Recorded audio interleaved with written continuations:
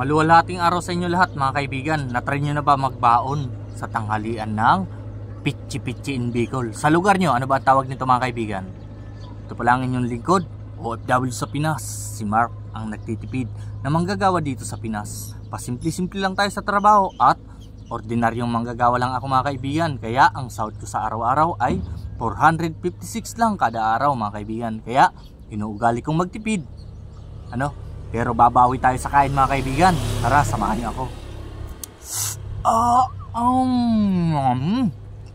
The best pang ulam to mga kaibigan.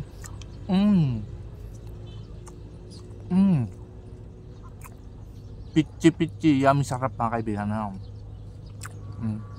Na-try nyo na ba ito mga kaibigan? Baka hindi pa. Pagkakataon nyo na ito mga kaibigan, i-try mo na. May mga dumadaan dito mga kaibigan. Shoutout para sa lahat ng mga taga San Fernando at Pamplona, Camarines Sur. Amin. Pitchi-pitchi mga kaibigan, gawa ito sa balingoy na kinayod. Tapos pagkatapos nilaga at nilagyan ng toppings na cheese mga kaibigan. May cheese. May cheese yan mga kaibigan. Yummy, sarap. 20 pesos lang 4 na piraso mga kaibigan. Ibig sabihin 5 pesos lang isa. Kaya 20 pesos lang may ulam na tayo.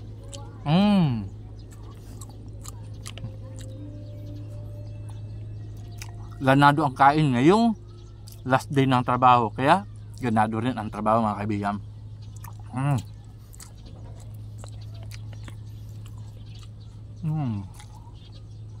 Nagbi-blend din yung lasa ng balingoy, cheese, yummy.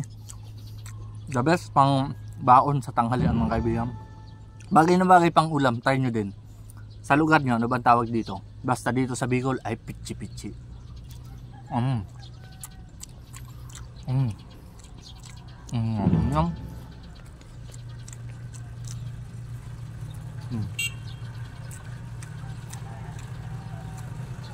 Malasang malasa mga kaibigan. Busog na naman tayo nito.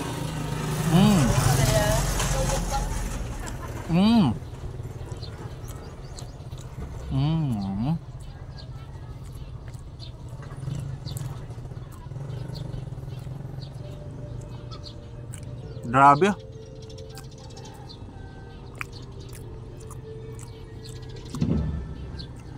Public eating to mga kaibigan. Marami ditong dumadaan. Naka-motor, naka-sakyan yan. May mga audience tayo dumadaan eh. Ano? Kaya sabihin sa atin, may vlogger doon kaso hilaw.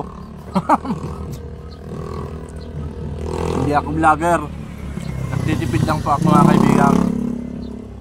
At dinidyo ko yung mentary ko yung pagtitipid ko.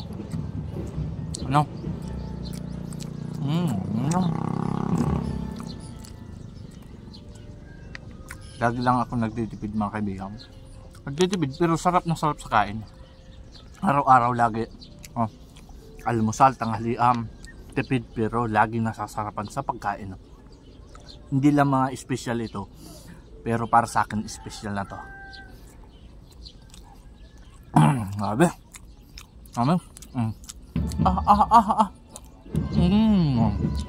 Lambot.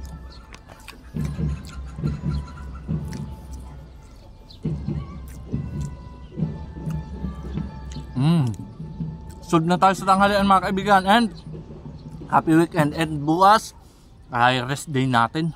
Bawi tayo sa pamilya. Ingat sa lahat ng mga manggawa dyan sa Pinas. At sa muli, ito ang inyong likod, OFW sa Pinas, si Mark. At laging nagpapaalala, lagi lang tayo magtitipid dito sa Pinas para hindi tayo nababaon sa utang. And that's all. Mabuhay hanggang sa muli. Sayang.